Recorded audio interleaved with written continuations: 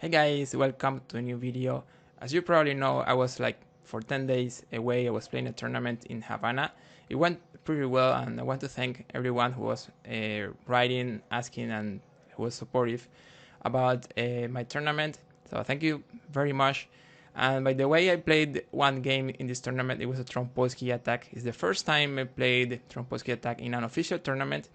As you know, I have been covering Trompowsky in the channel. I have been playing Trompowsky Antidote Tuesday, and I have created some tutorial about how to play it and how can the opening go. But I had never played it in an official tournament. And today I want to show you the first time I ever played Trompowsky. It went pretty well. So I wanted to share with you the analysis of this interesting game. So I was playing as white and facing a national master, and I played d4. I had already prepared the opening. I had already studied my opponent, and I knew he was playing d5 very often against d4. So I prepared something against this. I think it was like a London system where I was going to play, and I had some really nice positions for this game. By the way, if you want to learn about London system, I have many videos in the channel, some of my own games tutorial, so there will be links over here so you can take a look at that. But in the game, my opponent played something different. It was like a surprise for me because I didn't expect this move. He plays knight f6, which is of course very well, but I thought that there might be like a surprise. He had prepared something for me in the opening, and I decided to change a little things here. If I play London system in this position, he can play a King's Indian, and I don't feel very comfortable playing London against King's Indian. Although I have video in the channel about how to play it, also link over here, so you can take a look at it. But in professional level, I don't think it's a very good idea. There are some alternatives in the video where we can actually play it and get into some tricky positions. But in a tournament, you don't play for tricks and those things, so it's more complicated. So I said, well, I'm not playing London this time. I cannot do that this time. So if he wants to surprise me, I will surprise him first. And that's how I decided to play the first time ever a Trompowsky Attack in a tournament. So I played here bishop g5.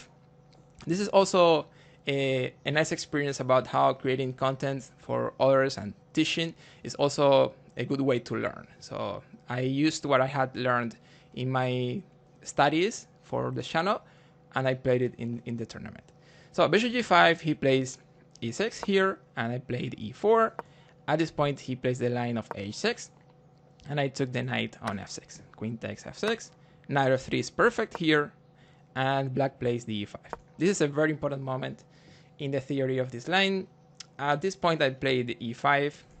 I have already said that I really like this structure here, controlling the center, and the bishop coming later over that diagonal, and I have a lot of space. But yeah, it's always hard to decide when is the right moment to play e5. Actually, the best move here is knight d2, and I'm just developing pieces. I'm ahead in development. My opponent has like the two bishops. That's a very small advantage for him. But my development advantage is too much, and also my control in the center is too much. So white is a little better in this position. Well, instead of that, I just played e5. And the problem with e5 is that my opponent is going to play like a French defense advanced variation, and it's going to be very comfortable. I mean, he just goes queen d8, queen b6, of course, c5 first, and then knight c6, and then here we have a lot of pressure on d4 and b2. I don't have the dark squares bishop this time, as it usually happens in the advanced variation in French, to help defending some of these weaknesses. So it's going to be very annoying to deal with that pressure. So that's why probably it's not a good idea to get into e5 so early. Maybe it's a better idea to wait for the move knight c6, for example. And once he plays that, of course, we are ready to play e5, I guess. Well, e5, he goes queen d8, and he's going to play the normal French defense plan. So bishop d3, he plays e5. And here I can play c3, but as I said, that would be too much pressure. I'm not ready to deal with that pressure as I don't have the dark squares bishop. For example, if I play c3 here, he just puts more pressure. And if I develop he can just trade and play queen b6 here, attacking d4, attacking b2. I need to play knight b3 here. He can just play a5. This position is very good for black. So I saw some of the lines over there, and I decided that I was not ready to deal with that pressure. So I just played this move that usually we don't play because we're just helping him develop. But like I had no choice here, so I had to take. So bishop takes c5, and then we have a more or less normal position, more or less equal. I just castled. He did the same thing. I played knight bd2, very normal. Knight c6, c3, normal development in these moves. a6 expanding, but also clearing the square for the bishop. Knight b3 is normal. Bishop a7 is pretty standard. Bishop c2, and one of the ideas is this diagonal. And remember, he doesn't have the knight defending h7, and the diagonal is very clear, so I can use it. I'm going to set the battery and create some threats over there. This is a good plan for white in these positions. He plays b5, and then I play queen d3. I know he can defend with g6, but this is part of the plan. I just want to make him move one of these pawns. Observe that now f6 and h6 are not defended by that pawn, so this is a good idea. I'm just creating weaknesses in front of the king. I played queen d2 now, attacking that pawn. He plays king g7, and now let's move h4. At some point, I want to play h5 and create weaknesses over there. So in the end, I'm in a good position here, maybe slightly better. He plays rook b8. I improve my rook from the queen side. He plays a5, and then I improve my queen, controlling dark squares. He plays here bishop a6, and this is a nice idea. He wants to play b4, and then his rook is better, and his bishop is better. Remember, this bishop is one of the main problems in French. The bishop is very passive usually, so he's finding a solution for that piece. Of course, I didn't want to let him play b4, so I said, well, I'm just playing bishop d3. b4, he gets too active. I don't want that. So bishop d3 is fine. He plays queen e7. I moved my rook to e1, as it can be a target later there on f1. And then he played rook b6. He wants to defend the bishop, so he can actually move the pawn to b4. I cannot do much about it, so I just played knight fd4, improving my pieces. Knight takes d4, and then c takes d4. And we're gonna make a pause here because there is a change in the pawn structure. Observe that now an open file emerges on c, so it's the only open file on the board, so there will be a fight for that file, and the player controlling the open file should have the advantage. Also, we should highlight the outpost here on c5 because it can be very helpful to control the open file. As for example, at some point I can block the file, double rooks, and then unblock the file at some point. That's a maneuver I can do at some point using the outpost. Also, we need to talk about the two bishops. I mean, since the beginning of the game, he had the two bishops, and I need to keep in mind, and I had to keep this in mind during all the game, because if he can open the position, if he can get some activity for the bishops, I'm going to be in trouble. If you want to learn how to play with the two bishops in a more or less open position, how to get active, and how to use this strategical advantage, link over here with the video about how to use the advantage of the two bishops. So I had to keep that in mind, but well, fortunately I could stop his ideas with the bishops. At this point he played b4, but well, now we're going to trade bishops, and that idea is going to be over. So I traded bishops here. Observe that there is a pawn hanging here, but it's not a really good idea to take it, as after knight takes pawn, he can play bishop takes d3 and then rook a6, and then he's skewering over here. And you know, knight b3, for example, he takes the pawn knight 2, and I don't have any advantage here. It's a normal equal position. So I decided not to take that pawn. Instead of that, I just traded bishops, and here I played the rook c1, which is very normal.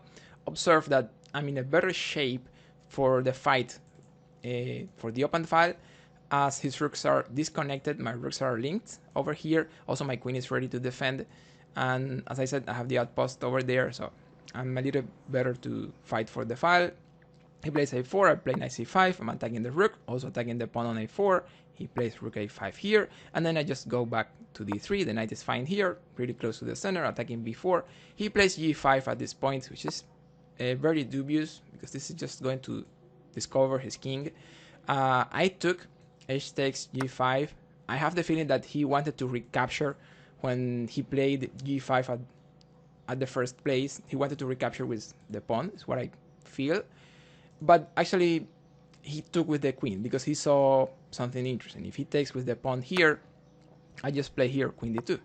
And the problem is that this pawn is very weak. It's going to be lost very soon. Right now I'm attacking the pawn on b4. For example, if he plays a rook b5, I can play these ideas of rook e3, rook g3, and this is probably winning very soon. But there is a fantastic move that I really wanted to show you. Pause the video if you want, so you can find it, because it's a really nice move. I will say it very soon. I can play in this position the interesting move rook c7. And there is that I'm forking, but, well, the rook is hanging.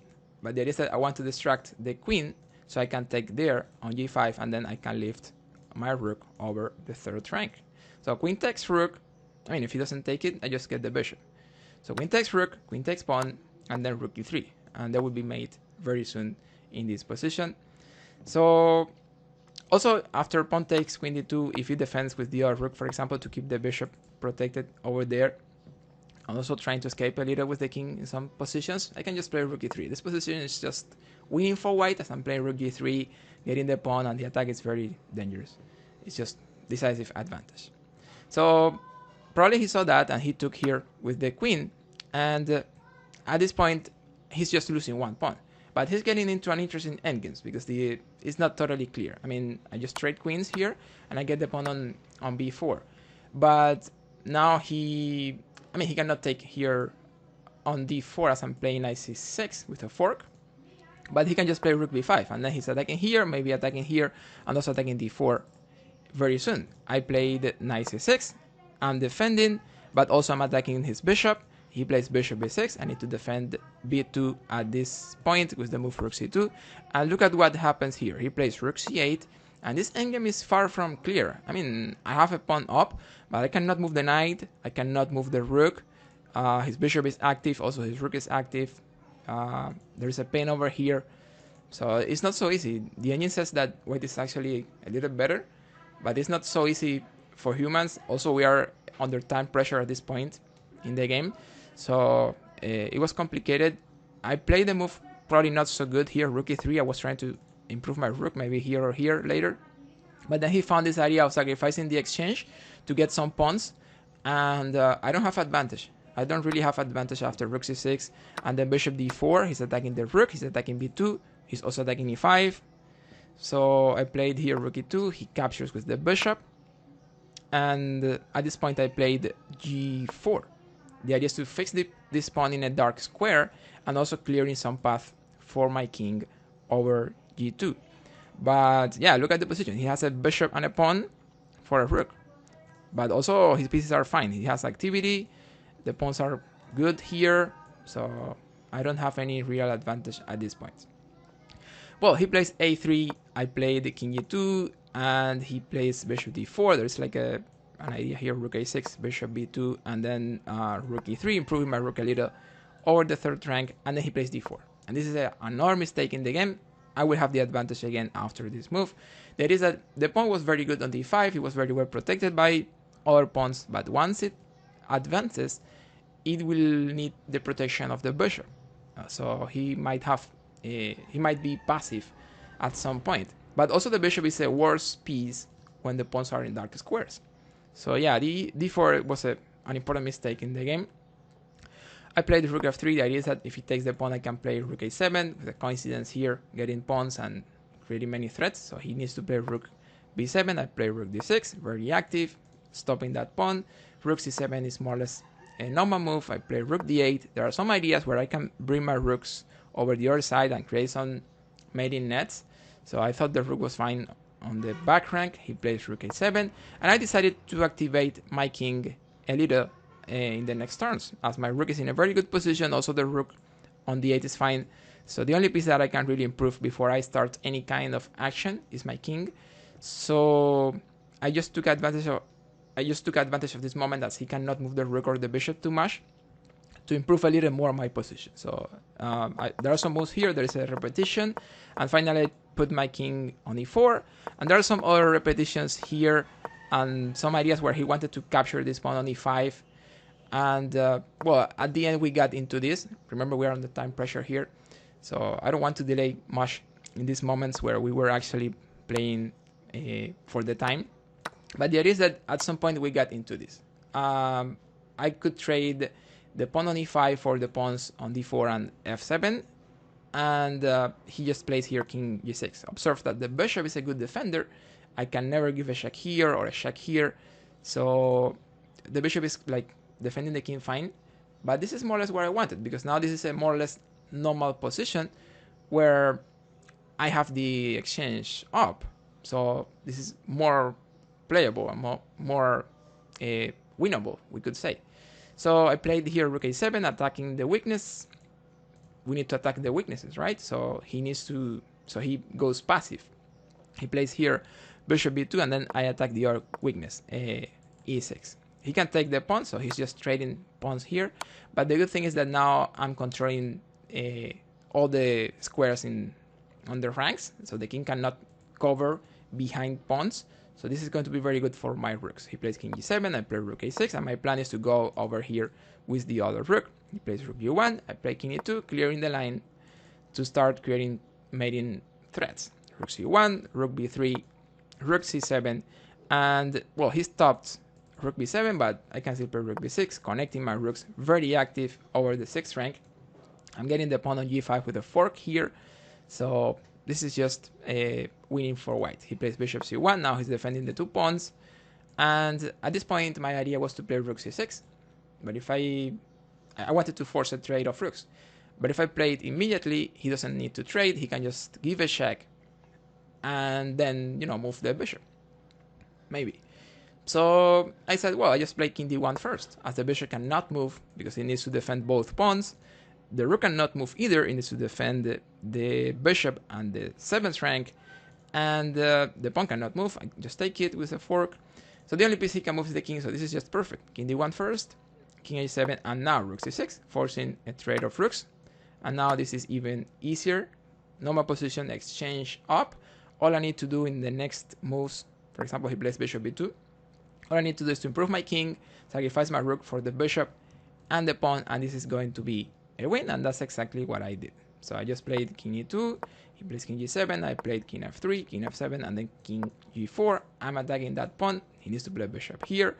I play king f5, and after bishop e7, rook c7 is very strong, because I'm going to sacrifice the rook here to get the pawn on g5. So he plays king f8, I take, and then I take, and this is just winning the game. Observe that I have king and pawn versus king. We can forget the pawns on the queen side by now, they don't change too much, and this is going to be a win as I have extra tempi with this pawn.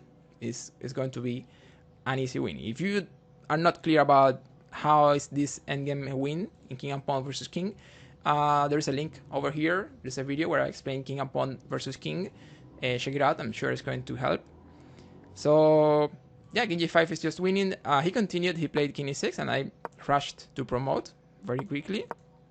And also in the next moves, there is something interesting. If he can play pawn to the 7th rank, it's a rook pawn, he's gonna get a draw. It's going to be king and queen versus king and pawn on the 7th rank, but it's a rook pawn, and my king is very far. So it's going to be a draw if he can do that. Of course, he doesn't have time to do that. I will avoid it, but we need to keep that in mind. If you don't understand that the endgame of the king and queen versus king and pawn on the 7th rank is going to be a draw, as it is a rook pawn and my king is very far, check out the link over here. It's a video where I'm sure you can find a lot of valuable information about that kind of endgames. Well, at this point I just played queen b4, which is very strong. The idea is that now he's in Sukswan, he needs to go away and I can just take the pawn. So after queen b4, my opponent resigned in this game. If you guys have any question, let me know in the comments. If you want to see more videos about Trompowsky Attack, there will be a video over here. Thank you so much guys, like, subscribe, see you on the next.